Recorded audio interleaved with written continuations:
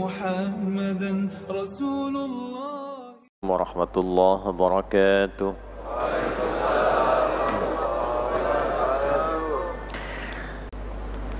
Saudara-saudariku jemaah sekalian, alhamdulillah kembali kita bersyukur pada Allah Subhanahu wa taala diberikan nikmat untuk berkehidupan di hari ini.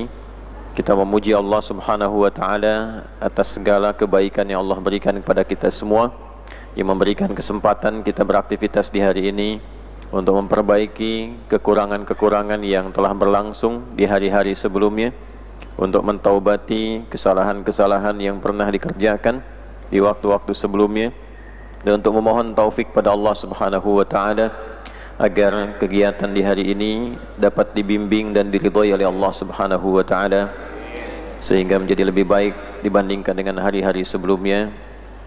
Dan dengan itulah kemudian kita berkumpul untuk mempelajari pedoman berkehidupan, baik yang disampaikan langsung dalam Al-Quran, dijelaskan oleh Nabi SAW dalam hadis-hadis beliau, dan juga diterangkan dan diteruskan kepada kita oleh para ulama-ulama kita yang mewarisi ilmu dari Nabi SAW. Dan dengan itu pula insyaAllah kita digolongkan kepada golongan umat Nabi Muhammad SAW. Sebelum kita melanjutkan pembahasan kita mengkaji kitab Adabul Alim wal Muta'allim, hendaknya kita merasakan dan mencoba untuk menghadirkan makna surah dan ayat-ayat Al-Quran yang tadi dibacakan, mulai dari At-Takatsur surah ke-102, Al-Asr 103, dan kemudian juga ditutup dengan Al-Humazah di surah yang ke-104. Pada intinya mengingatkan kita semua agar mampu menata aktivitas kita secara seimbang antara dunia dan akhirat kita. Jangan berlebihan, apalagi bila sifat berlebihan itu melupakan kewajiban pokok kita untuk mencari bekal pulang. Hidup bermegah-megahan untuk akhirat boleh, tapi bermegah-megahan untuk dunia itu cenderung mencelakakan. Alhaakumut takatsur, berlebihan, bermegah-megahan dalam apapun yang dengan itu melupakan bekal kita untuk pulang. Tidak hanya dalam hal harta, seringkali diterjemahkan melalui harta benda. Bisa berlebih-lebihan dalam pekerjaan, menikmati bekerja lupa sholat, lebih-lebihan dalam bermain, berlebih-lebihan dalam berolahraga, berlebih-lebihan dalam mengupdate status. Ya, walaupun kebanyakan konteksnya orang berlebih-lebihan itu pada umumnya selain hobi, kebanyakan juga adalah mengumpulkan harta benda. Baru sadar ketika sakaratul maut sudah di hadapan dan hendak masuk ke dalam kubur, hendak wafat, baru sadar ada yang kurang untuk dikerjakan. Kalla lamma yaqdi ma amarah. Ya, ada banyak hal perintah Allah yang belum kita kerjakan dalam berkehidupan. Di sewajarnya, tidak dilarang untuk kaya, silahkan, tapi dikumpulkan kekayaan itu untuk menaati Allah. Kaya, hidup dunianya bagus, digunakan untuk ibadah. Makanya di Islam itu konkret dan lengkap. Bila ada kekayaan, ibadah melalui harta itu seperti ini. Bila ada kedudukan, ibadah lewat jabatan itu seperti ini. Bila ada ilmu, ibadah melalui ilmu itu seperti ini. Jadi pedomannya sangat lengkap. Tinggal kita keluarkan mau memilih yang mana dari empat itu. Kedudukan, harta benda, ilmu pengetahuan, atau tenaga. Ibadah lewat harta, silahkan. Kumpulkan harta, keluarkan petunjuk beramal lewat harta. Ada zakat, ada infak, ada sedekah dan sebagainya. Kepada siapa diberikan, pelajari dulu sebelum dilakukan, sehingga paham bagaimana caranya dikeluarkan. Bila ingin memilih kedudukan, silahkan, jangan tanggung sampai yang tertinggi. Karena Nabi pun pernah membimbing sahabat-sahabat sehingga mereka mencapai level tertinggi di bidang apapun. Ada yang di birokrasi, ada yang di diplomasi, ada yang di militer, semuanya tinggi. Tapi ketinggian mereka didasari dengan ilmu pengetahuan untuk mengamalkannya. Pun demikian dengan ilmu. Silakan sebanyak-banyaknya dapatkan ilmu. Tapi nanti pelajari babnya, pelajari adabnya. Jangan sampai salah menggunakan pengetahuan. Ada yang ingin pakai tenaga, seperti Sayyidina Bilal bin Rabah, hanya menggunakan tenaga suaranya untuk azan. Tapi Allah ridha. Belajar dulu, belajar. Ya, kalau muadzin tidak belajar fikih azan, tidak belajar fikih masjid, nanti selalu berupaya membandingkan dengan profesi lain, sehingga tidak menjadi kebanggaan itu. Ya, belajar supaya paham menempatkan sesuatu. Lalu setelah itu tata aktivitas, karena waktu yang Allah berikan kepada kita itu kita gunakan semua untuk merancang aktivitas hidup. Manusia yang punya kesempatan mengerjakan berbagai hal disebut insan namanya. Insan, karakternya ins, kecenderungan nafsunya bashar, keturunannya sampai ke atas Bani Adam, sifat sosialnya disebut nas. Nah, ketika kita diberikan kesempatan untuk beraktivitas, asr namanya, surah 103. Namun sayang, banyak manusia yang sibuk tidak mampu menata aktivitasnya dengan seimbang antara dunia dan akhiratnya, kecuali orang beriman. Nah, orang beriman itu mesti teratur. Makanya kita bersyukur jadi orang beriman, karena dengan beriman itu hidupnya teratur. Illal ladzina amanu. Keteraturan itu mendorong kita hidup lebih baik. Hidup yang baik dalam naungan ridha Allah dan petunjuknya, itu disebut dengan salih namanya. Dia mengumpulkan 4 kebaikan. 1 kebaikan fisik, thayyib namanya.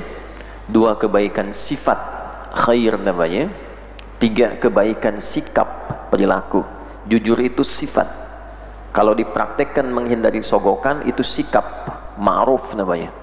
Sikap baik yang dikerjakan karena Allah, ihsan namanya. An ta'budallaha ka'annaka tarahu fa in lam takun tarahu fa innahu yara. Dikumpulkan 4 ini, thayyib, khair, ma'ruf, ihsan, jadi salih namanya. Ya, amal yang dikerjakan untuk mendapatkan ridha Allah dengan mengumpulkan 4 kebaikan disebut amal saleh. Iman itu cenderung mendorong kita menjadi lebih saleh. Illal ladzina amanu wa amilus. Nah, jadi orang beriman fisiknya mesti baik. Nah, Nabi kan pernah mengatakan Allah mencintai orang beriman yang kuat dibandingkan dengan yang lemah. Salah satu pemaknaan jauhnya itu kuat dari fisik, kuat juga ilmu, kuat juga iman. Nah, yang kedua, beriman itu jadi lebih baik. Jadi kalau Anda, kita mengaku beriman tapi sifatnya kurang baik, nah ada sinyal iman yang belum diaktifkan. Karena iman itu kalau pancaran cahayanya sampai ke mata, matanya jadi baik. Qul lil mu'minina iman yaghuddu min absarihim. Katakan pada pria beriman, iman masuk ke mata, mata melihatnya baik. Yang tak baik menurut iman dipalingkan. Masuk ke lisan, ya ayyuhalladzina amanu, iman la yasraq qaumin qaum. Lisan orang beriman tidak mudah saling mencela. La yaqtab ba'dukum ba'dha, tidak menjatuhkan dengan membuat hoax, gibah dan sebagainya.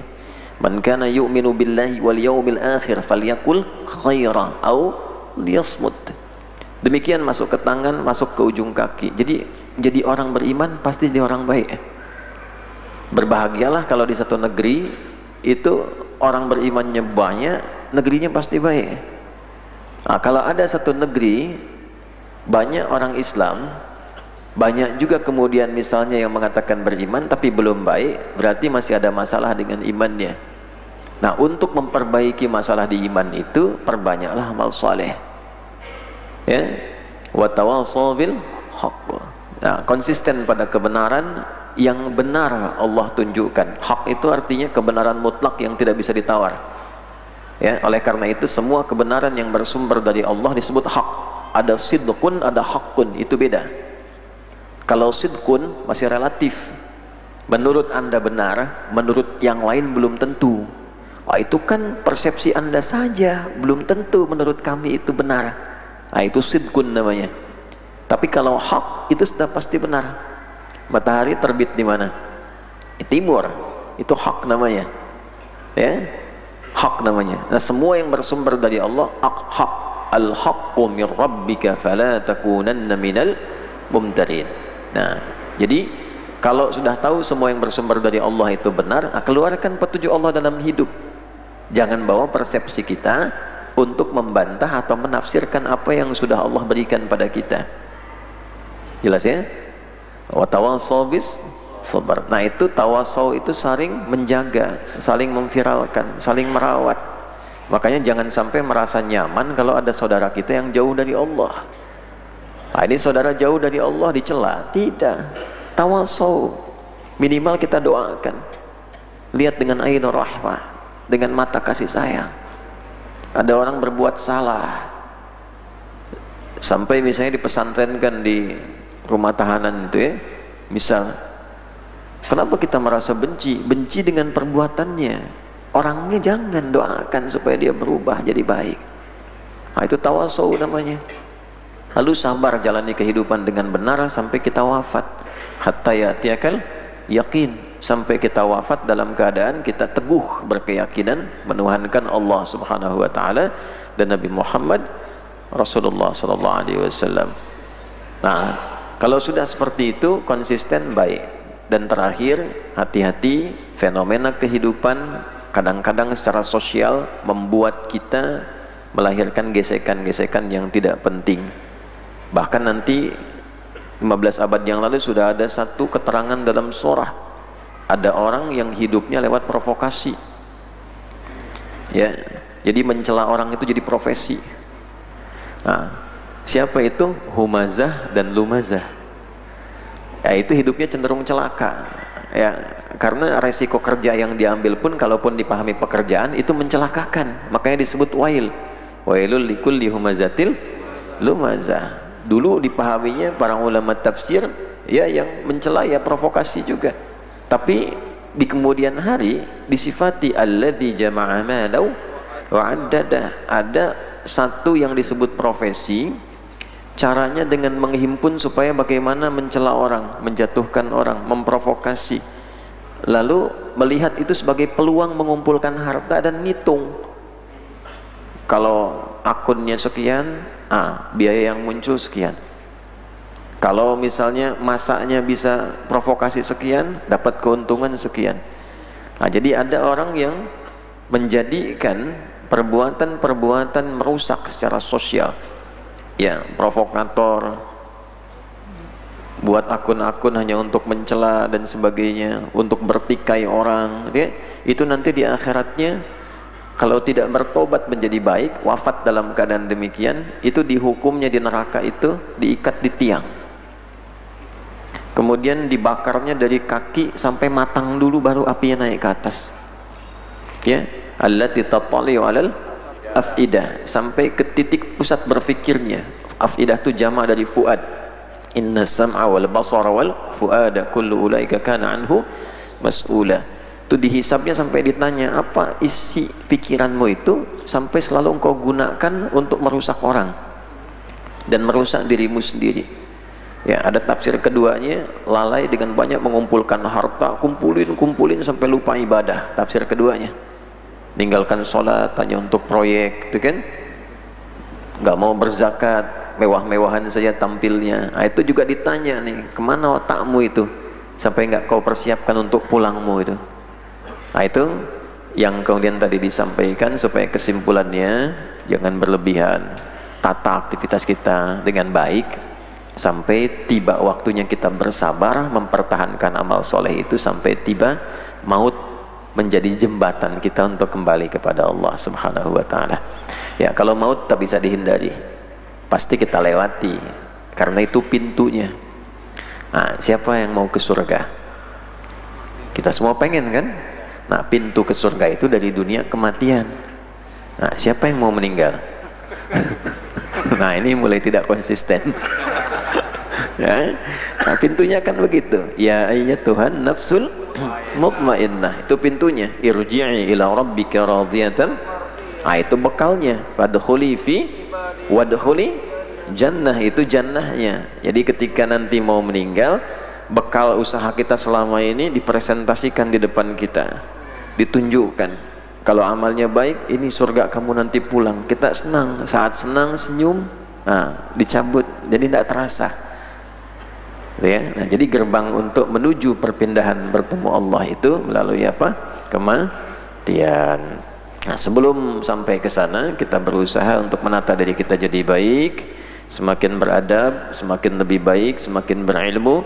Untuk itu kita kembali membahas pembahasan pada bab yang kedua tentang 10 langkah dalam menyiapkan diri kita untuk belajar, sehingga dengan belajar itu ilmunya menjadi berkah, mudah dipahami, dan pemahaman itu bisa mendorong kita untuk beramal dengan benar. Karena nanti ada orang belajar tapi sulit paham, tuh ya. Ada orang paham tidak bisa mengamalkan. Nah, coba banyak orang belajar hukum, paham, juara di kampusnya, IPK-nya bahkan 4 misalnya, tapi tidak bisa mengamalkan pemahaman itu, bahkan mengamalkan dengan cara yang salah, pahamnya salah dan salah paham. Nah, ada lagi yang memang sulit paham. Bagaimana cara belajar itu supaya mudah paham juga, dan dengan pemahaman itu diamalkan dengan benar? Maka ada tuntunan, ada langkah-langkahnya, disebut oleh para ulama, dikumpulkan dengan adab, baik bagi pengajar seperti kami ataupun penuntut ilmu seperti kita semuanya. Yang mengajar disebut alim, yang belajar menuntut ilmu dengan sungguh-sungguh disebut muta'allim. Ingat, tak di situ juga menunjukkan kesungguhan, dari ta'allama ya ta'allamu. Kalau ada tasydid di ilmu lughah, ya, tasydid itu menunjukkan juga hal yang tidak mudah sehingga harus serius. Jadi kalau dapat ilmu ingin benar, tidak semudah membalikkan telapak tangan, butuh perjuangan, mencatat, meluangkan waktu. Ini subuhnya kan udah 4.18, harus berjuang. Jam berapa berangkat dari rumah? Oh, ada yang nginep tadi kan? Belum sarapan tuh. Ini mesti berjuang kan? Itulah ta'allama, orangnya muta'allim. Nah, untuk sabar dalam berjuang, supaya menikmati perjuangan, baik ustadznya, syekhnya, kiainya dalam mengajar ataupun tulabnya dalam menuntut ilmu, maka belajarlah adab supaya belajar itu nikmat. Ada kiai yang ngaji kitab sampai dari pagi sampai zuhur 5-6 jam nikmat aja, tiba-tiba azan aja, udah azan nih kita, saking nikmatnya. Nah, itu pakai adab namanya. Nah, para ulama merumuskan adab-adab itu, membuat langkah-langkah supaya kita bisa menikmati itu sesuai dengan petunjuk yang Nabi pernah sampaikan dulu melalui jalur sanad para ulama-ulama kita. Di antara yang merumuskan itu adalah Hadratus Syekh Kiai Haji Muhammad Hashim bin Asy'ari. Semoga Allah tambahkan cahaya kepada beliau dan percikan keberkahannya untuk keluarga beliau dan kita semua melalui kitab Adabul Alim wal Muta'allim. Kita sudah sampai di halaman ke-26 ya, pada bagian bab yang kedua tentang 10 langkah dalam menyiapkan diri kita sebelum mempelajari ilmu dengan baik. Kita sudah selesaikan 4 dari 10 ini. Sekarang kita akan masuki pada yang kelima insyaallah. Sebelum sampai pada yang kelima, saya ingatkan kembali melalui paragraf pertama di halaman 26 ya, di kitab yang pertama ini. Bismillahirrahmanirrahim. Qala al-muallif rahimahullahu taala, menyampaikan kepada kita Hadratus Syekh, semoga Allah selalu berikan rahmat pada beliau. Qala Imamun Asy-Syafi'i radhiyallahu taala anhu, Al-Imam Asy-Syafi'i menyampaikan pesan amanat yang kuat kepada kita semua. La yuflihu man talaba al-ilma bi'izzatin nafs. Tidak akan sukses dan tidak akan bahagia orang yang menuntut ilmu dengan menghadirkan keagungan jiwanya, keagungan dirinya, dengan menampilkan status sosialnya. Ya, ini saya tegaskan kemarin, kalau sudah masuk ke majlis ilmu itu statusnya cuma 2, imma alim atau muta'alim. Kalau bukan syekh yang mengajar atau penuntut ilmu yang belajar. Maka kalau sudah menjadi penuntut ilmu, netral semua status.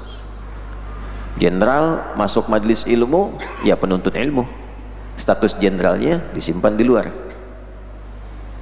Orang kaya mau sekaya-kayanya orang kaya, nah, masuk ke masjid, ke majelis ilmu, statusnya misalnya muta'alim, penuntut ilmu, nah jadinya penuntut ilmu, kekayaannya tinggal di luar. Pejabat juga begitu, ya, mau levelnya di jabatan menengah sampai tertinggi, presiden belajar, nah presidennya statusnya di luar, ya, status sosialnya. Tapi ketika masuk ke majelis ilmu, ya jadi penuntut apa? Ilmu. Tidak hilang, status jabatannya tidak hilang, tapi disesuaikan dengan kondisinya supaya ilmunya masuk pada dirinya.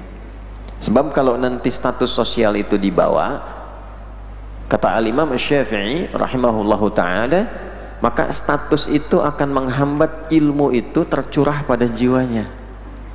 Itu cuma jadi pengetahuan lewat aja. Dan ketika itu hadir, keberkahan tidak akan sampai pada jiwa.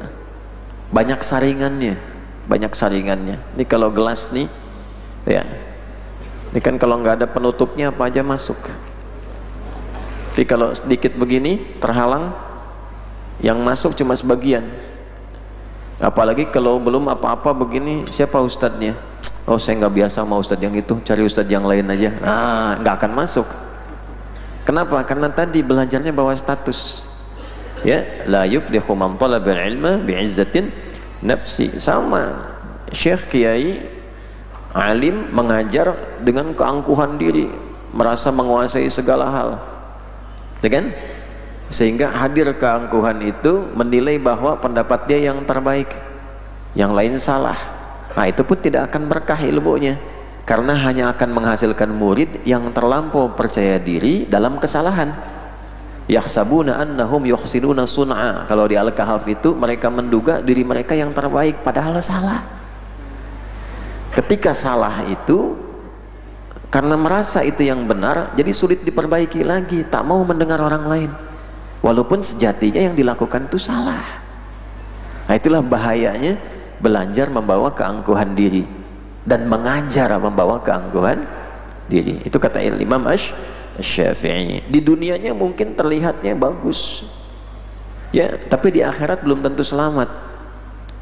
Karena ketika dibuka filenya, dilihat keadaan hatinya, oh hatinya nggak betul.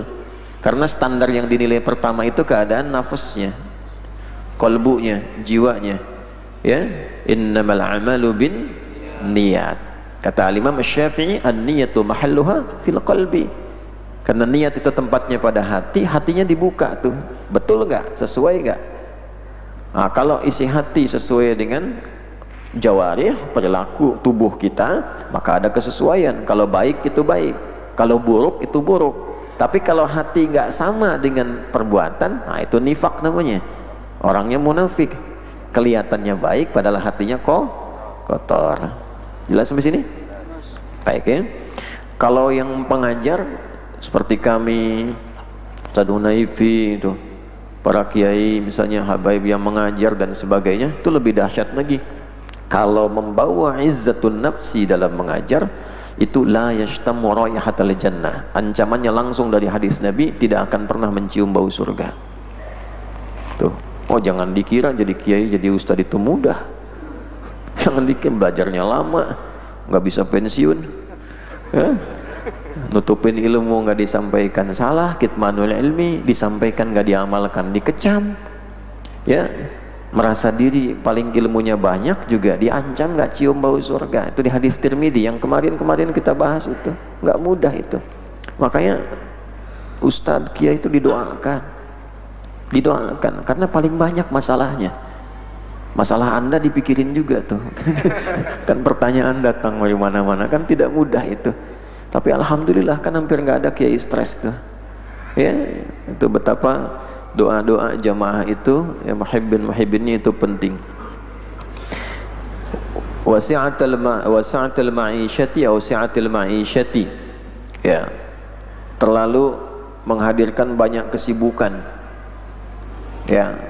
baik itu kesibukan atau juga dengan banyak mengonsumsi makanan secara berlebihan. Ya, jadi kalau Anda terlalu sibuk masuk ke majlis ilmu, niatnya nanti niat mampir, nggak total, nyambi sekilas, nanti ilmunya pun cuma numpang sekilas. Nah, itu lewat lagi.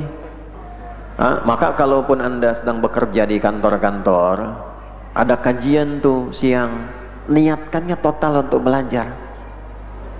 Jangan niat nyambi. Ketemu yuk di mana? Sana sambil kajian. Itu mampir namanya. Ya? Atau apa juga yang kedua? Atau niatnya salah untuk transaksional. Nggak apa-apa kalau mau jualan, nggak apa-apa jualan. Tapi kalau mau niatkannya belajar, belajar disimak dengan baik.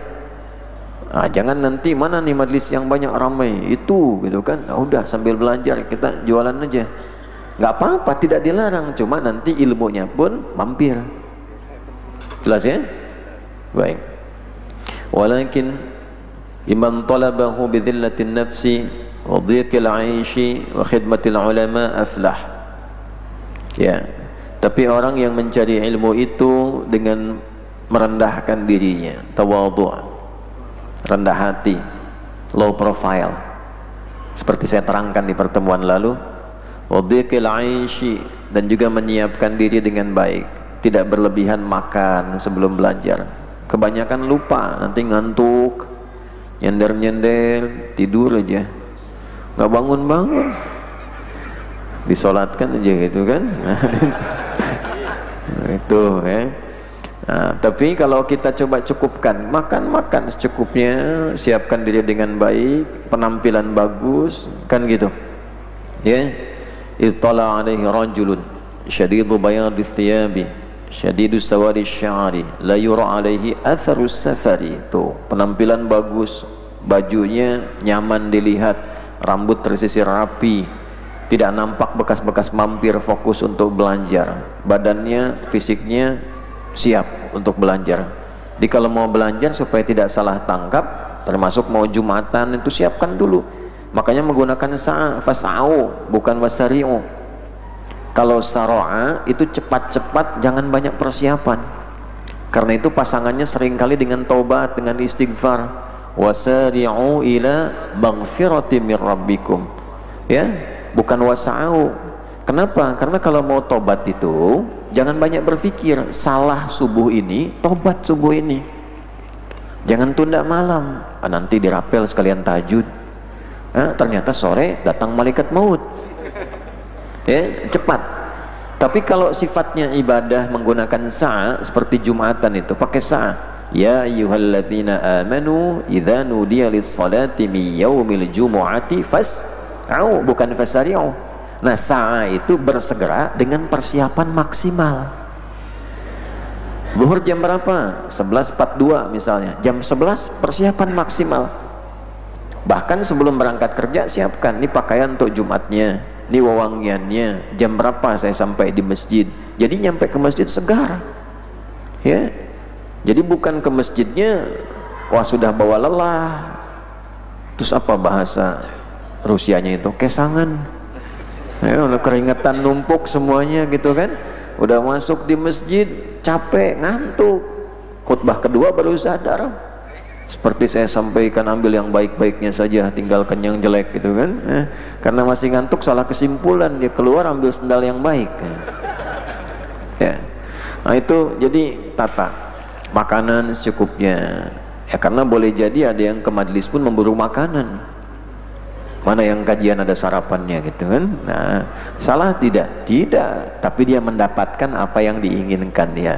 Sarapannya dapat kenyang, ilmunya tipis.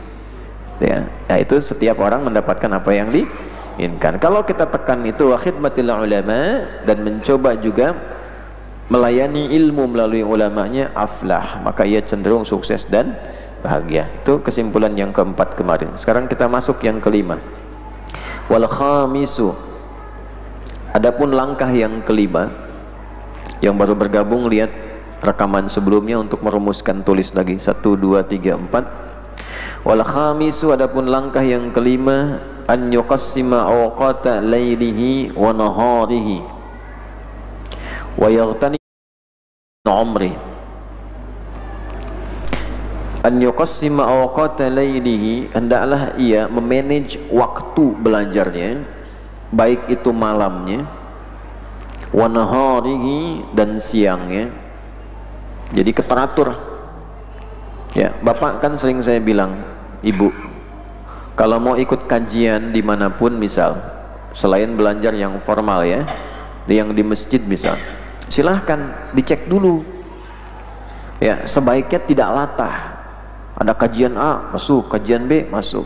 Ini sekitaran Bekasi ini. Ini ada Al-Azhar Jaka Permai, samping As-Salam Jatiluhur.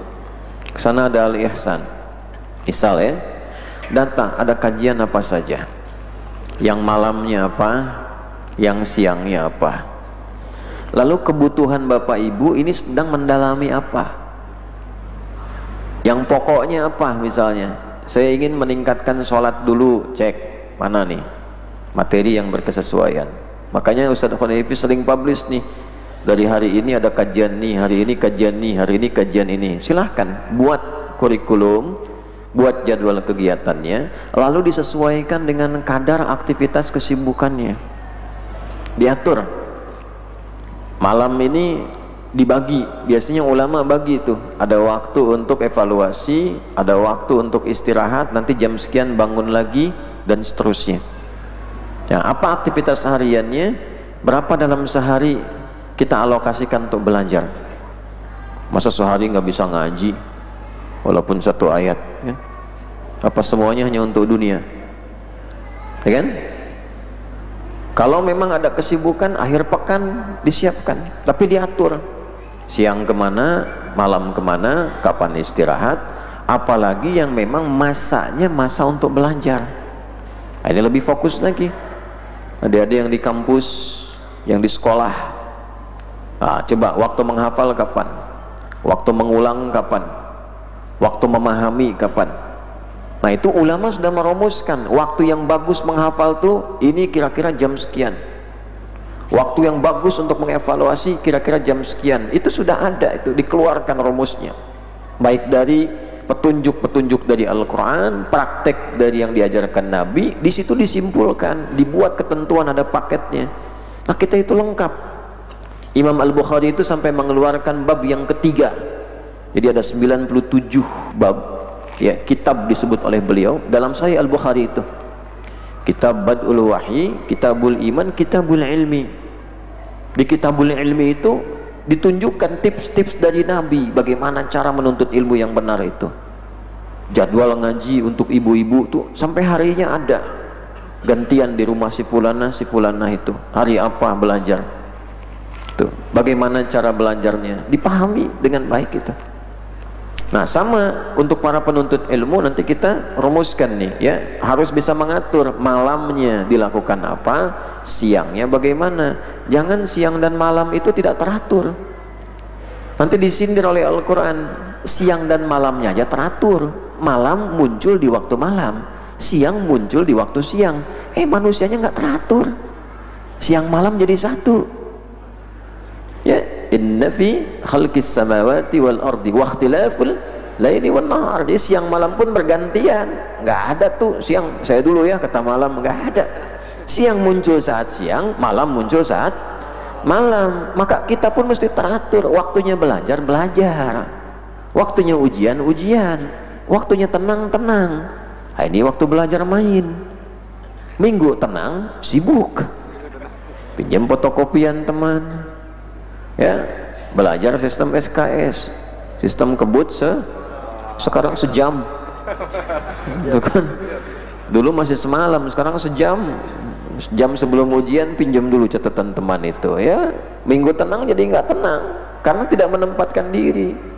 Dulu ulama kita nggak begitu belajarnya, waktu belajar serius belajar ya.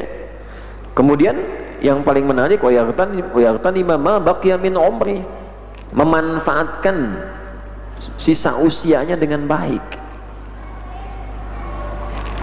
Tahu ghanimah enggak? Ini kan dari kata irtanama, seakar dengan kata ghanimah ya. Ghanimah itu artinya harta dalam peperangan yang diambil oleh pemenang. Dulu hukumnya begitu ya, harta dalam peperangan yang diambil oleh pemenang dulu begitu. Jadi kalau ada misalnya satu pertarungan militer, itu hukum dunia dulu seperti itu tuh. Nah, nanti bertarung, yang menang dia mengambil tuh harta-hartanya ya. Tapi Islam mengajarkan yang sangat terhormat, diatur apa yang mesti diambil, apa yang tidak. Karena dunia dulu kacau, semua diambil, dirampas, rumah dirampok, ini dibawa, ini begitu. Islam tidak. Apa yang mesti diambil, cara membaginya bagaimana, turun surat Al-Anfal dan sebagainya ya. Nah, ghanimah itu dulu diantara yang paling berharga, memburu sesuatu yang sangat berharga. Nah, apa yang paling berharga dalam hidup kita? Itu usia, Pak, umur, Bu. Jadi kalau nggak dimanfaatkan, kita kehilangan seperti kehilangan harta yang paling berharga. Nah, kita berperang dengan situasi diri kita untuk mengambil, memanfaatkan sisa usia supaya jadi bernilai, ada harganya. Jangan sampai 1 menit berlalu itu nggak ada harganya. Itu. Makanya berperang dengan keadaan diri kita sendiri supaya dapat ghanimah tuh dari waktu kita itu. Semenit ngobrol nggak karuan, nggak ada isinya. Jadi hilang 1 menit tuh. 5 menit dipakai melamun ya, madza ta'lamun, sedang melamun apa gitu. Nggak muncul. Kalau merumuskan ide nggak apa-apa. Melamun, kalau saya tiba-tiba bisa terbang ya, udah nggak ada kerjaan itu. Nggak ada kerjaan ya. Jadi jangan sampai bagian dari waktu itu hilang, manfaatkan. Gimana caranya? Semua bagian waktu itu bernilai. Nah, supaya punya nilai diatur.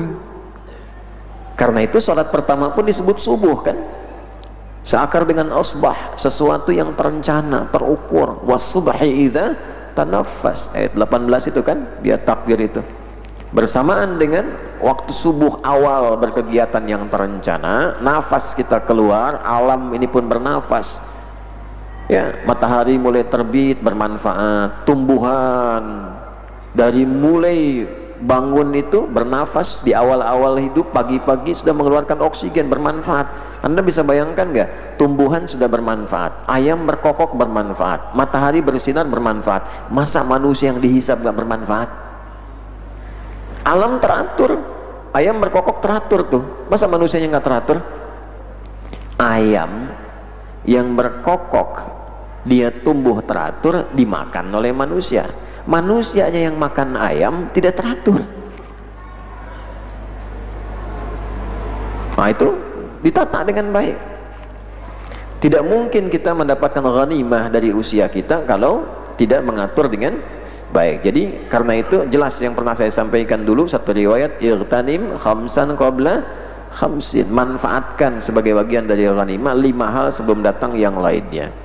Ya, nah diantara itu adalah perjalanan usia kita. Umur di sini Syekh Hashim menyebutkan umur.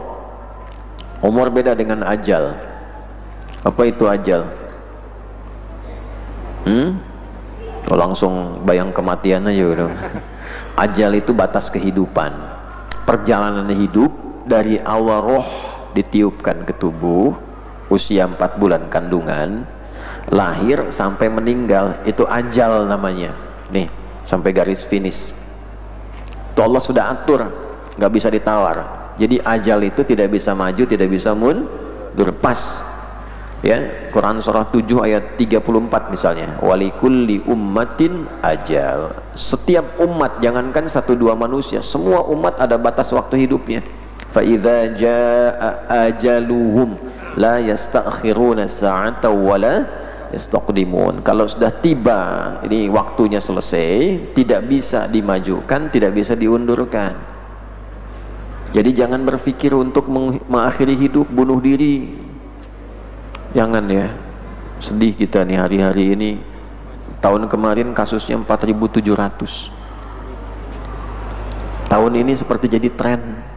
Harus dipikirkan tuh, pemerintah pikirkan ya. Pikirkan itu. Di daerah-daerah seperti jadi tren ya. Caranya macam-macam. Jangan Wala taqtulu anfusakum khasyata imlaq.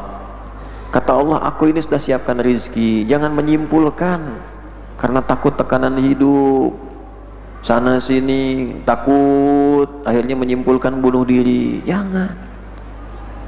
Allah sudah atur, kalau ada waktunya tiba, ya tidak dipaksa pun meninggal juga. Ini saya dapat info dari Dandim Sukoharjo, ada nenek-nenek, udah nenek kepikiran lompat dari jembatan. Begitu lompat ternyata belum tiba waktunya, ya nggak meninggal juga, ya. Jadi janganlah, ya.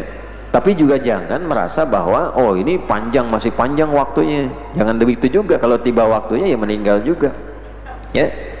Makanya kenapa hayat itu diakhirkan, maut dikedepankan. Di surat Al-Mulk itu ayat kedua, walladzi khalaqal mauta wal haya. Nah itu pakai balaghah, pakai rumus takdim wa ta'khir. Kenapa hayat diakhirkan dan pakai alif hayat? Untuk menunjukkan psikologi manusia selalu ingin terakhir, selalu ingin panjang hidupnya. Hampir jarang ada manusia yang ingin meninggal cepat-cepat. Mau meninggal hari ini. Nah, tapi jangan terlena dengan kehidupan sampai lupa tiba-tiba maut bisa datang lebih cepat dari apa yang kita kira. Nah itu ajal. Nah cara mengisi ajal dari mulai diberikan sampai kita pulang, caranya bagaimana? Nah itulah yang disebut dengan umur. Umur itu cara mengisi usia kita. Umur dia punya 3 arti. Satu, segala yang menampilkan kebaikan, keberkahan. Barakah itu ziyadatul khair wastimraruhu, bertambahnya nilai kebaikan dan konsisten dibawa terus.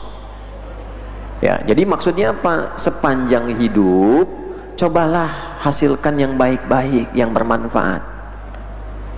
Ya, jadi kalau ditanya Ustadz Adi umurnya berapa sekarang? Misal saya jawab nih, saya 41 tahun. Ya, lebih sekian hari misalnya. Maka pertanyaan itu dititipkan oleh Allah pada orang yang tanya, selama 41 tahun itu berapa kebaikan yang sudah dihasilkan? Lisan ini berkata kebaikan, mata ini menatap yang baik, berapa dari yang baik-baik itu yang sudah dikerjakan? Nah dievaluasi itu kita tuh. Nah ini anjagtanima min umri ma baqiya min umrihi, manfaatkan waktunya. Jangan-jangan selama ini banyak keburukannya dibandingkan kebaikannya. Yang kedua itu hal yang melahirkan kesuksesan. Jadi jangan tanggung kalau bekerja sampai sukses, apapun profesinya, karena perangkatnya sudah Allah siapkan pada diri kita. Manusia itu makhluk istimewa, fisiknya sempurna. Laqad khalaqnal insana fi ahsani taqwim, sifatnya sempurna. Walaqad karramna bani Adam, akalnya sempurna. Itu kuatnya luar biasa. Manusia yang kecil bisa bikin bangunan kayak begini. Belum bikin gedung mau nyakar langit lagi, gedung pencakar langit tuh. Kecil-kecil manusia begini nih. Baja itu begitu kuat, besi kuat, tapi ada manusia yang bisa matahin baja, matahin besi. Tenaganya itu kan luar biasa. Ya, jadi harus percaya diri. Kemampuan akalnya itu tinggi, mau menguasai ilmu apapun bisa. Jangan pernah menyimpulkan nggak bisa, nggak ada. Manusia itu Allah kasih kemampuan istimewa. Harus percaya pada diri sendiri. Tidak ada manusia bodoh. Ingat ya, guru-guru yang mengajar nih, ngajar di sekolah-sekolah ini, murid-murid itu punya potensi baik. Ya, tidak ada manusia yang bodoh. Semua punya potensi pintar itu. Tinggal bagaimana kita yakin menghadirkan potensinya. Ya, manusia bodoh itu cuma di lagu itu. Ya, ada band yang bandnya sedang nggak ada itu. Nah itu ya. Nah jadi yang pertama itu barakah. Nah, barakah itu bukan Jumat aja, Jumat berkah gitu ya. Nah, tidak ngincar makanan dia lazar. Setiap Jumat jadi baik. Setiap Jumat jadi apa? Baik. Makanya kenapa baca Yasin malam, Al-Kahf siangnya. Itu 2 pedoman itu untuk evaluasi tiap pekan. Untuk mengolah jiwa Yasin, untuk mengolah raga Al-Kahf.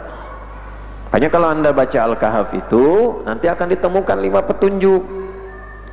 Kan jelas hadisnya, 5 petunjuk itu mengantarkan pada cahaya.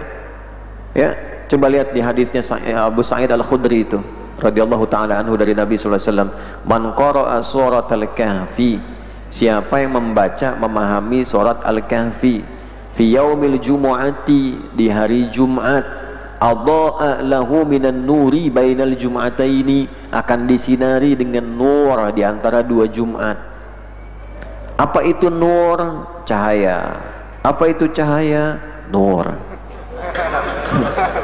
Nah, nur itu disebutkan 45 kali dalam Al-Quran, semuanya dengan bentuk kata benda isim, bahkan menjadi satu dari nama Allah subhanahu wa ta'ala, An-Nur. Allahu nurus samawati wal 45 ini diterangkan oleh Nabi, diterima oleh para sahabat, ulama-ulama yang mengajarkan, itu terbagi pada 12 bagian, ada 12 cahaya, 12 nur. Jadi 45 ini punya 12 fungsi, sinarnya 12. Kita keluarkan 12 itu. Kalau setiap bulan praktekin satu cahaya, satu cahaya, satu cahaya, 12 bulan itu terjaga dengan cahaya Allah tuh. Tapi dipelajari. Nah, 12 itu dikumpulkan pada 5 petunjuk. Itu untuk raga. Kata Ibnu Abbas, itu ada nuril Islam, cahaya keislaman. Bagaimana keislamannya jadi makin baik? Nanti ada petunjuk, dimulai dengan mengamalkan Quran. Makanya ketika diamalkan, hidupnya pasti lurus, gak akan pernah bengkok. Disitulah kita memuji Allah. Alhamdulillahilladzi anzala ala abdihil kitaba walam yaj'al lahu iwaja. Makanya orang ngaji Quran itu pasti lurus. Inna hadzal qur'ana yahdi lillati hiya aqwam. Quran itu hanya akan menuntun pembacanya, pengamalnya menuju tatanan hidup yang ideal, yang nyaman, yang lurus. Ya, nggak mungkin menyimpang. Kalau ngaji Quran tuh nggak mungkin menyimpang. Jadi kalau ada yang ngaji Quran menyimpang, ada yang salah ngajinya. Nah, ya, itu dimanfaatkan betul. Nanti ada cahaya iman, cahaya petunjuk, 12 tuh. Nah, makanya coba membaca dapat pahala, baca saja. Tapi memahami dapat barokah. Nah, yang ketiga itu makna umur tuh kebahagiaan. 1 kebaikan manfaat, 2 kesuksesan, 3 kebahagiaan. Jadi selama hidup usahakan bahagia. Ya, karena konsep hidup kita itu untuk bahagia. Di dunia itu menjalani tugas dengan bahagia, dengan senang dan tenang. Nabi Adam tuh ketika turun, pesan Allahnya, nih pedoman hidup supaya engkau tenang dan senang. Qulna bitu minha jami'a fa imma ya'tiyannakum minni huda faman tabi'a hudaya fala khaufun 'alaihim wala hum yahzanun. Adam, Hawa, sekarang tugas di dunia dimulai. Silahkan bertugas, ini pedomannya nih, aku udah siapkan. Jadi saking sayangnya Allah pada kita itu, si pedomannya sudah siap, hudan namanya. Kalau engkau berkehidupan berdasarkan pedoman ini, misi dilakukan dengan pedoman ini, aku jamin, kata Allah, fala khauf alaihim. Kok bisa him tuh? Ini memberi kesan, jangankan Adam, kau anak cucumu pun akan begitu. Tidak ada kegelisahan. Tidak gelisah itu artinya apa? Tenang. Walahum yahzanun, pakai hum. Dhamir munfasil di sini fungsinya takkid, untuk menguatkan. Ya, jadi dhamir munfasil kalau masuk pada 2 aktivitas itu berfungsi untuk menguatkan, takkid. Bisa Allah mengatakan wala yahzanun, tapi ketika ada hum itu untuk benar-benar meyakinkan, menguatkan. Dan tidak ada kesedihan. Tidak sedih itu apa artinya? Senang. Ya, jadi kehidupan manusia itu kalau ikut petunjuknya cenderung tenang, cenderung senang. Di masjid ngerjakan tugas senang, nggak banyak keluhan. Ya ada, mengeluh itu ada, biasa dalam hidup, mengeluh itu biasa. Tapi cenderung dominan kesenangannya, karena ngeluhnya sambil canda, jadi senang lagi. Di rumah masalah senang, di sini, nah di sana, nah di mana-mana, nah kenyataannya. Nah, karena kenapa? Petunjuknya tidak dibaca, tidak dibaca. Nah ini umur. Kenapa di sini wa yaghtani ma baqiya min umrihi, memanfaatkan dengan baik sisa waktu hidup itu, supaya dari sisa umur itu muncul tuh 3 makna tadi. Itulah sebabnya kenapa tidak mengatakan wa yaghtani ma baqiya min ajalihi misalnya. Kalau ajal itu memang seperti itu saja. Tapi dari ajal yang ada, berapa kita memanfaatkan umur? Terus selama hidup puluhan tahun, sudah bahagia belum? Kalau bahagia, sudah sejati belum kebahagiaannya? Sudah sukses belum pekerjaannya? Apa ukuran kesuksesannya? Sudah bermanfaat belum hidupnya? Nah, supaya itu teratur, belajar adabnya, ditata waktunya. Apa yang dikerjakan siang, apa yang dilakukan malam. Oleh karena itu, fa inna baqiyatul umri la qimata laha. Sisa yang sudah terlewat selesai. Kalau tidak dimanfaatkan, yang ke depan pun tidak akan bernilai. Jadi orang yang tidak mengatur aktivitasnya, tidak teratur kehidupannya, itu seakan-akan waktunya tidak bernilai. Dan usianya begitu aja, siang nunggu malam, malam nunggu siang. Sama dengan visi yang diterapkan seperti ini saat puasa, baru sahur dan nunggu buka. Hitungnya nih, buka jam berapa? Ada yang baru awal puasa udah ngitung Idul Fitri. Lebaran nanti kapan? Jadi nggak menikmati puasanya. Ya, tarawih nggak menikmati. Siapa imamnya nih? Wah, yang ini panjang nih. Cepet deh. Wah, itu madnya banyak memang, cuma ayatnya sedikit. Yasin, Allahu Akbar. Nah, wa ajwadul awqat lil hifdhi. Kita mulai praktek. Wa ajwadul awqat, waktu-waktu terbaik lil hifdhi, untuk menghafal. Nah, catat nih ya, kalau mau menghafal waktu terbaiknya kapan. Tadi kan bikin agenda, tertib waktu. Nah, sekarang dimulai masuk ke babnya. Kan menuntut ilmu itu ada kalanya menghafal, ada kalanya mengulang. Wa ajwadul awqat lil hifdhi, adapun waktu terbaik untuk menghafal itu al-ashar, di waktu sahar. Sahar, ashar, jama' dari kata saharun, ya, yang mengandung keistimewaan sampai menyebabkan kita terpukau. Makanya sihir pun dari kata huruf yang sama. Sihir kan hurufnya sama, sin ha ra, karena kadang membuat kita terpukau, tapi dilakukan dengan cara yang salah. Nah, ada waktunya ini benar dan membuat kita terpukau kalau memanfaatkan waktu ini dengan baik, namanya sahar, jamaknya ashar. Kapan ashar atau sahar itu waktunya? Yaitu waktu perpindahan antara lail ke fajar, malam ke subuh, ada transisi itu, waktu jeda perpindahan. Nah, waktunya disebut sahar, jamaknya ashar. Durasinya biasanya 15 sampai 30 menit. Ya, 15 sampai 30 menit. Subuh tadi jam 4.18. Nah, 4 kurang seperempat itu sahar tuh. Ya, apa? Sahar. Jamaknya apa? Ashar. Misal di waktu ini ada 2 keutamaan, saya tambahkan di luar yang ini ya. Yang pertama adalah waktu terbaik untuk mengevaluasi diri, istighfar. Itu paling cepat Allah memberikan ampunan di waktu-waktu itu. Jadi kalau ingin bertobat, minta ampun sama Allah, pas dapat waktu itu, manfaatkan dengan istighfar. Dan itu cara cepat juga untuk mendapatkan rezeki, terkabulnya doa. Jadi kalau Allah sudah ampuni, apa aja diberi. Nah, di mana rumusnya? Ditemukan di surah 51 Adz-Dzariyat. Ayat berapa? Ayat 18.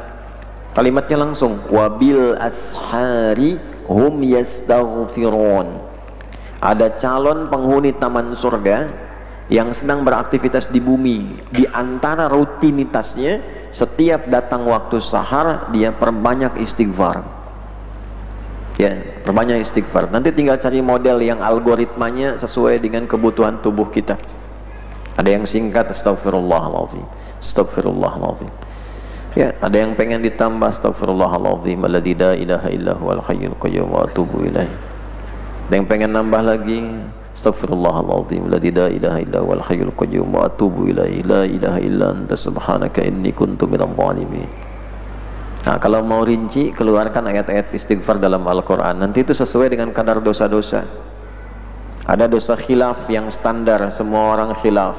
Maka doanya dari doa yang Allah bimbing lewat Nabi Adam. Rabbana zalamna anfusana wa illam taghfir lana wa tarhamna lanakunanna minal khasirin. Itu yang diajarkan Allah langsung kepada beliau. Ya. Fataba alaih, ketika diajarkan langsung Allah terima taubatnya. Itu nanti di Al-Baqarah ditemukan di ayat ke 37. Ya. Sudah, ketika di 36-nya kan ada kesalahan. Fa azallahuma syaitanu anha fa akhrajahuma. Terus tuh, kemudian ayat 7-nya, 37-nya fatalaqqa Adamu min rabbih kalimat. Adam talaqi kalimat taubat dari Allah. Fatalaqqa Adam min rabbih kalimatin fataba alaih. Baru kemudian diampuni taubatnya. Jadi kalau pernah salah ucap, salah lihat, istighfari gitu. Ya. Ada dosa nanti naik, pernah kesalahan fatal, mau sampai menghilangkan nyawa misalnya. Nah, nanti istighfarnya Nabi Musa. Ya. Kemudian ada lagi nanti istighfar pernah salah menyimpulkan, menilai orang, kan? Nah, nanti ada istighfarnya Nabi Yunus. Nah, nanti ada istighfar terkait penyakit. Nah, nanti ada istighfarnya Nabi Ayub. Banyak.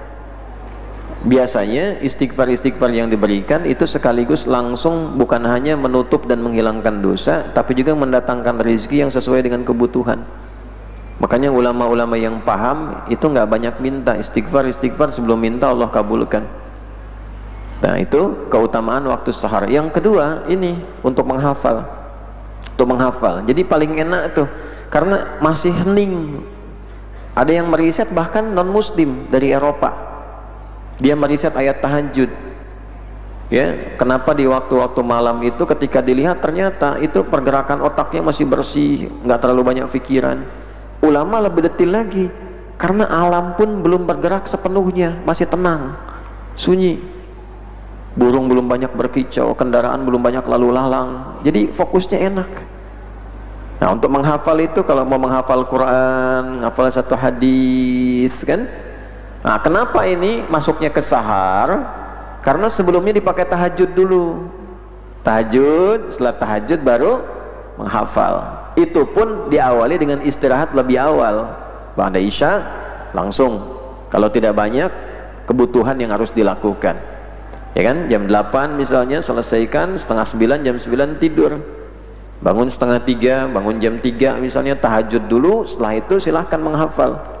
Yang sedang program menghafal Quran, menghafal hadis. Nah, kata Fadlatus Syekh itu waktu sahar tuh bagus untuk hafalan. Dulu para ulama-ulama riset menemukan nulis itu di waktu sahar. Ya, saya punya teman itu pemikir dulu. Ya, luar biasa, ahli perbandingan agama dari Syria itu. Ya, asalnya Palestina, mengajar di Damaskus dulu ya. Itu luar biasa pinter orangnya, pinter. Ya, kalau Syekh Ahmad Didat itu kan hafal ini, hafal itu. Nah, itu beliau sampai konstruksinya hafal dan basicnya basic disiplin ilmu. Yaitu kalau main ke Tripoli, nah main ke kamar, ke tempat kami gitu, diskusi apa. Nah, saya gimana bangunnya? Kalau saya bangun biasanya saya jam 2, udah itu saya sholat. Nah, begitu saya nyimpen pena dengan kertas itu nulis, Pak. Jadi nulisnya kegiatannya itu setelah tahajud di waktu sahar. Saya banyak dapat inspirasi di waktu-waktu itu katanya, lebih cerah pikirannya. Nah, ini yang pertama kalau ingin menghafal di waktu sahar. Walil bahthi al-ibkar, untuk kajian. Nah, seperti ini ibkar awal pagi. Ini cocok untuk ngaji. Ya, kalau mau mengaji, bikin kajian-kajian jangan terlalu siang. Sebab masih agak fresh untuk mencerna. Kayak gini habis subuh kajian duha. Nah, sampai 11 udah mulai nggak tahan pikirannya. Ngantuk nanti tuh. Tegakkan betul. Tegak tapi ininya masih ngantuk gitu ya. Nah, jadi biasanya kalau apalagi siang kajian zuhur kan nggak mudah. Yang masuknya pun pasti sedikit. Makanya kalau bikin kajian siang jangan hafalan. Bikin kajian aja untuk memahami aja. Targetnya jangan banyak-banyak, yang penting paham. Dikasih matan siang-siang nggak akan hafal, paling sedikit. Anak di sekolah juga begitu, pesantren-pesantren gitu, kalau mau hafalan pagi-pagi. Yang nanti standar belajarnya dari siang, dari jam 7 sampai ke siang, itu pembahasan kajian.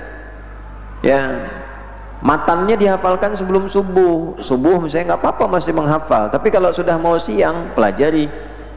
Matan alfiyah misalnya dipelajari. Kalamuna lafzun mufidun kastaqim wasmun wa fi'lun thumma harfunil kalim wahiduhu kalimatun wal qawlu am wa kalimatun biha kalamun qad yu'am. Satu paragraf selesai, apalin sebelum subuh misalnya. Nanti yang paginya baru dibahas apa itu kalam, apa itu kalim, apa itu kalimah, kapan jadi kalam, kapan jadi kalim, kenapa kalimah disebut kalam, gitu. Nah, kalau di bahasa kitanya nanti ada 7 tahapan. Dari mulai bunyi, disebut fonem, ilmunya disebut fonologi. Setelah itu morfem, jadi morfologi. Dari bunyi jadi kata, di huruf.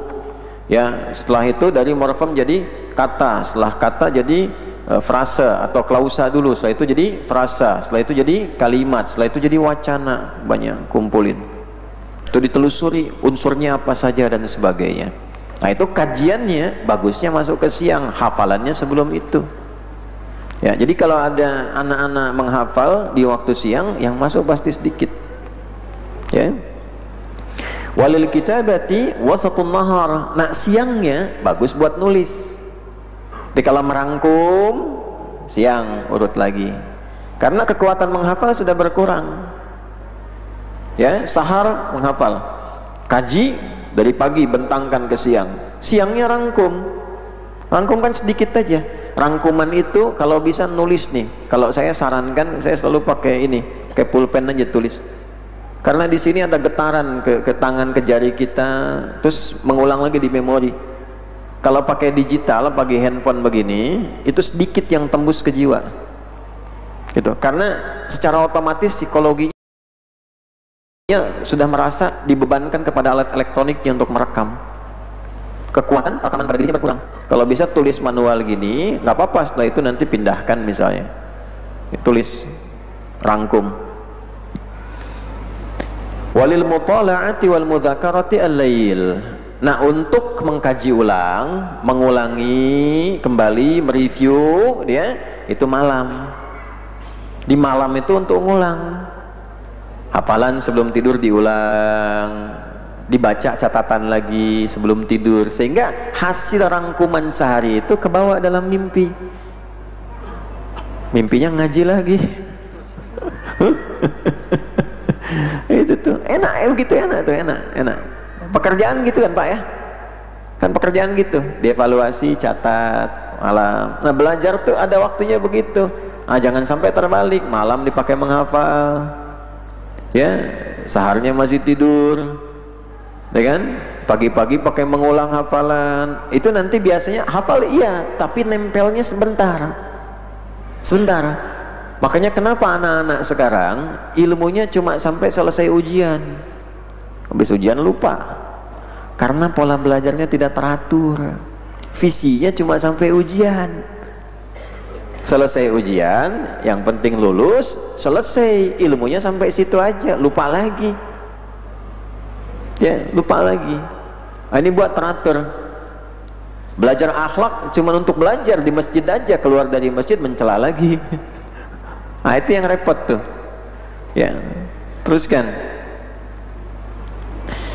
Wa ajwadu amakinil hifdhi al-ghuraf wa kullu mawdi'in ba'idin anil mulhiyat. Tadi waktunya kan? Agak fokus ya, karena saya cuma 5-10 menit lagi nih, kita harus bisa selesaikan. Tadi waktunya sudah, dari usia, kemudian waktu, sekarang tempatnya. Adapun tempat yang terbaik untuk menghafal dalam satu ruangan. Adapun tempat yang terbaik untuk menghafal yaitu upayakan dalam satu ruangan yang khusus, tempat. Wa kullu mawdi'in ba'idin 'anil mulhiyat, dan setiap tempat yang tidak banyak gangguannya. Ya, mulhiyat itu segala yang merubah konsentrasi kita, yang melalaikan kita dari fokus. Ya, misal mau ngapalin di depan tuh, begitu mau ngapal mobil lewat tuh bunyi penasaran, tuh ya. Makanya kalau bangun pesantren dulu kenapa ulama kita agak ke dalam, tidak ke dekat-dekat jalan, supaya meminimalisir bunyi-bunyi yang muncul. Oh, saya jadi ingat ya, tolong dibantu doakan ya. Tuh keluarga pesantren yang Al-Khazini didoakan ya. Ya, yang ada musibah runtuh itu bangunan musola, masih ada yang terjebak di dalamnya. Semoga Allah berikan kebaikan-kebaikan, Allah memberikan syahadah untuk yang wafat dan kesabaran untuk keluarga insyaallah. Kembali, jadi cari tempat yang membuat intinya kita bisa fokus menghafal. Makanya ghuraf itu jamak dari ghurfah.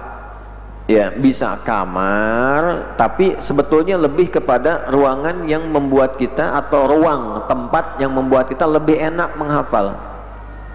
Biasanya memang agak beda-beda, tapi kalau sudah ghurfah itu artinya yang terhalang dari pengaruh-pengaruh luar yang membuat kita nggak fokus. Ya, tapi kalau sudah ghurfah jangan nyimpan perangkat yang membuat kita nggak fokus juga. Ngapalin di kamar tapi TV-nya nyala. Skor berapa skor? Itu kan? Ngapalin tapi handphonenya aktif, ya susah. Lihat lagi gitu kan? Nah, jadi intinya cari tempat yang membuat kita fokus, terjauh dari sesuatu yang bisa menghindarkan fokus kita. Wala yahsunul hifdhu bihadratin nabat wal khudrah wal anhar wa dajijil aswat. Biasanya hafalan nggak terlalu bagus kalau disertai dengan ragam pemandangan yang banyak, seperti banyak tanaman indah. Kebun tuh bagus, tapi kalau terlalu banyak tanamannya itu bisa membuat hilang fokus juga. Ya, baca gini tuh, inna fi khalqis samawati wal ardi wa ikhtilafil laili. Gunung bagus banget ya. Itu bengong dulu gitu, hilang lagi. Nah, itu maksudnya. Ya, memang tempat-tempat begitu bagusnya buat murojaah. Ya, walaupun anak-anak sekarang kadang suka seneng nyender lewat pohon, samping pohon begini, ya tiba-tiba burung lewat di atas pengen lihat, kan? Itu maksudnya. Masih terganggu juga. Carikan tempat yang enak. Ya, makanya kenapa disebut sahar? Karena cenderungnya nggak banyak keluar. Sahar itu sudah nggak, fokusnya udah nggak kemana-mana, biasa satu titik. Ya, sahar itu satu titik aja. Dah sholat, titik itu mulai fokuskan. Nah, kalau bisa tadi jangan banyak di tempat-tempat, termasuk alam terbuka. Kadang bagus, tapi terlalu beragam suasananya mengganggu juga. Anhar di pinggir sungai. Tuh kan, kadang-kadang bagus untuk terapi iya, untuk healing iya, tapi untuk menghafal kurang baik. Karena apa? Fokusnya seringkali terganggu. Jadi begitu mau menghafal, airnya terdengar pengen lihat, alih-alih menghafal berenang gitu ya. Nah, kemudian wadijil aswat, dan yang bising, tempat-tempat yang bising. Ya, menghafal di stasiun kereta nggak bagus, ngapal di bandara nggak bagus, ngapal terminal angkot nggak bagus ya. Bismillahirrahmanirrahim. Mufidun mustikum. Depok mana masuk tuh ya. Nah, jadi kesimpulannya yang kelima ini selesai sampai di situ. Yang kelima, kalau ingin jadi pembelajar yang sukses harus punya agenda yang teratur untuk belajar dan memanfaatkan usia ini dengan baik untuk mengisi pengetahuan yang benar, sehingga pengetahuan itu menopang fungsi hidup kita untuk melahirkan 3 keberhasilan dari makna umur. Ini yang jarang dikaji nih. 1, keberkahan, yaitu melahirkan kebaikan dan manfaat. 2, kesuksesan dalam setiap pekerjaan. 3, kebahagiaan. 3-tiganya tidak mungkin diraih kecuali dengan ilmu. Ilmunya harus ada adab. Kalau tak punya adabnya, tidak berhasil juga ilmunya. maka yang tiga ini pun tidak akan terlahir dalam keadaan yang baik. Untuk mendapatkan adab itu maka perlu keteraturan. Maka mulailah kita menata dari setiap siang sampai malamnya. Waktu yang terbaik untuk menghafal digunakan waktunya sahar, menjelang subuh. Waktu yang terbaik untuk mengkaji, termasuk ibu mau ngaji misalnya, bukan menghafal dari awal pagi ke siang ya. Siang digunakan untuk menulis, merangkum. Ke sore, nanti malamnya digunakan untuk mengulang. Itu gambaran umum. Ketika akan menghafal, cari tempat-tempat yang membuat kita lebih fokus sesuai dengan kenyamanan diri masing-masing. Jauhkan dari tempat-tempat yang terlampau bising atau tempatnya tidak bising tapi fokus kitanya terganggu untuk menghafal. Nah, ini tentu akan lebih optimal bagi teman-teman yang masih tahap belajar sampai saat ini, khususnya yang secara formal ya, di sekolah, di kampus dan sebagainya. Tapi ada yang juga menjadi kewajiban kita semua, tidak melihat batas usia, seperti menghafal Al-Quran. Usahakan ya, usahakan selama hidup hafalin. Kalau bisa punya satu surat yang dibanggakan untuk pulang, hafalin satu surat ya.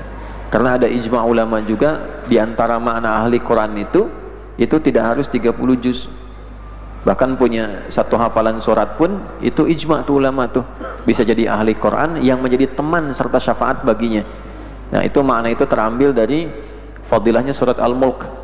Jadi ketika ada yang akan dihukum di alam kubur, ternyata Al-Mulknya bicara melindungi dia. Bagi cari satu surat yang kita bisa akrab dengan itu ya, dan usahakan dengan tulus, ikhlas. Al-Ikhlas lagi nanti ya nggak apa-apa, nggak apa-apa. Oh, Al-Ikhlas itu dahsyat, sepertiga Quran, baca 3 kali Quran semua dia. Al-Ikhlas itu dahsyat. Ada sahabat yang hobinya Al-Ikhlas. Al-Ikhlas saja, kulhu, kulhu, kulhu, kulhu, ngimamin kulhu, maghrib kulhu, isya kulhu, tiada hari tanpa kulhu. Makmum bosan, diadukan ke Nabi, ya Rasulullah, si fulan tuh ngimamin main kulhu terus nih. Ditanya, Nabi itu nanya, klarifikasi, kenapa kamu bacanya kulhu terus? Oh, saya senang sama Allah, karena dalam kulhu banyak sifat Allah, saya mencintai Allah. Itu turun langsung Qudsi, Muhammad sampaikan pada hambaku itu karena dia mencintaiku, aku pun mencintainya. Fadilah kulhu, habis itu kulhu terus. Nah, jadi harus belajar fadilahnya. Kalau tahu fadilahnya, senang kita dengan suratnya. Surat Quran itu semua mukjizat, hurufnya mukjizat, ayatnya apalagi suratnya. Usahakan minimal kita bawa satu surat untuk pulang menghadap Allah. Yang surat itu jadi teman kita selama di alam kubur, jadi syafaat untuk kita saat di akhirat. Dapatkan satu dari 3 itu yang Allah tetapkan untuk bisa menjadi teman dan syafaat ya. Satu Al-Quran, kedua Rasulullah SAW, yang ketiga orang-orang saleh yang Allah berikan izin kepada mereka untuk menjadi teman yang baik dan jadi syafaat di akhirat. Wa hasuna ulaika rafiqa, dzalikal fadlu minallah. Itu keutamaan yang Allah berikan. Semoga kita diberikan oleh Allah kesempatan untuk mendapati satu dari 3 kebaikan itu dan mengamalkan apa yang kita pelajari di pagi ini. Allahumma taqabbal minna innaka antas samiul alim wa tub alaina innaka antat tawwabur rahim. Allahumma ati anfusana taqwa wa zakkiha anta khairu man zakkaha anta waliyuha wa maulaha.